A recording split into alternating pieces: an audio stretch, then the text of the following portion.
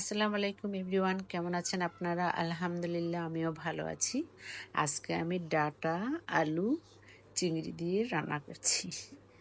আমি এখানে ডাটাটা আলু দিয়ে সকল মশলা দিয়ে কষাচ্ছি, এবং যখন এটা কষানো হয়ে যাচ্ছে তখনই আমি তার সাথে যোগ করে দিয়েছি পানি।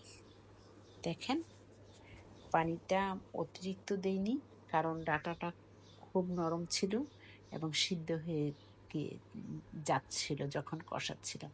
তার সাথে আমি চিংড়িগুলা দিয়ে দিয়েছি। অবশ্য চিংড়িটা আমি একটু ভেজে রেখেছিলাম, সেই চিংড়িটা আমি তার সাথে যোগ করে দিয়েছি, এবং পানির পরিমাণটাও আমি এখানে একটু কমিয়ে দিয়েছি।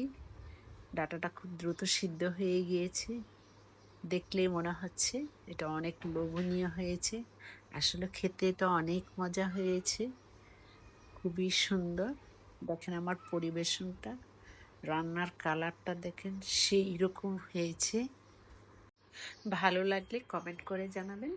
সবাই ভালো থাকেন। আল্লাহ হাফেজ।